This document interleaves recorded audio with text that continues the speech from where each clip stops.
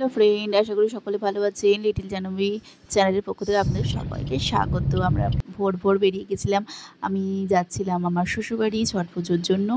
তো রাস্তায় কিছু কিছু মুহূর্ত আপনাদের সাথে শেয়ার করলাম। আর ওইখানে কীভাবে কী ছট পুজো কাটালাম।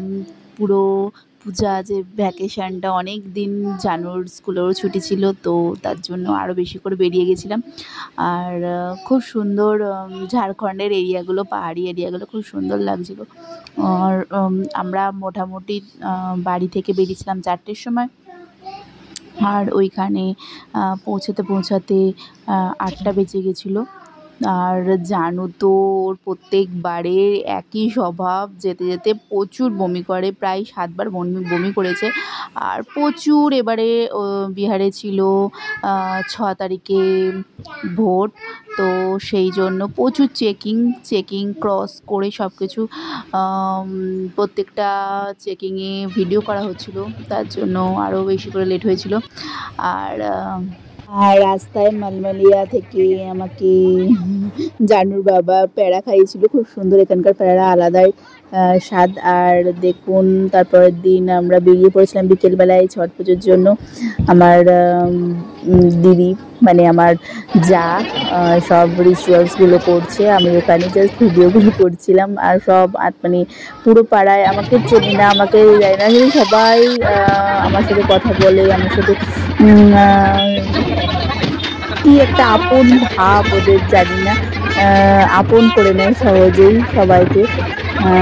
দেখুন, যা যা ওদের রিচুয়ালস রয়েছে সব করছে। আর জানুর বাবা জানুকে নিয়ে একটু দূরে দাঁড়িয়েছিল, আর বাড়িতে এসেও যেগুলো করতে হয় সব কিছু করছে। আর একটা হচ্ছে, আমার খুব ইচ্ছা ছট পুজো করবো, কিন্তু জানি না, ভগবান না চাইলে কিছুই হবে না।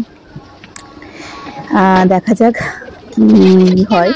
আর জানুর আয়ুষ ভাইয়াকে সবসময় একদম থেকে হারায়, মানে সেখানে আয়ুষ ভাইয়া কই, ওর সাথে খেলবে।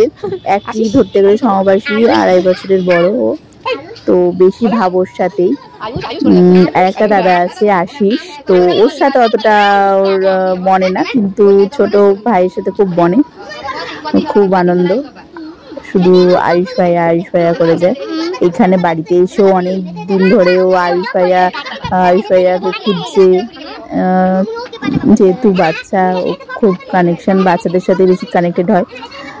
যা যা রিচুয়ালস ছিল সেগুলো করে নিয়ে দিয়ে তারপর আমরাও প্রণাম সেরলাম। আর এটা তারপরের দিন ভোরবেলা যেতে পারিনি, যেহেতু জানু ঘুম থেকে ওঠেনি, তার জন্য। আর একবার আমি ছাদ থেকে সব দেখছিলাম, খুব সুন্দর ফুরফুর করে হাওয়া দিচ্ছিল। আর জানু ওখানে খুব দাদাদের সাথে খেলছিল। দেখুন, ওই যে দাদা ওর পেছনে ছাড়ছে না, ও বোনকে খুব ভালোবাসে। আর এই জিনিসগুলো মিস করবো আবার 1 বছর, তারপরে হয়তো আবার আসবো, বা বলা যায় না বছরে ঘুরতে না করতে কি হয় না হয়।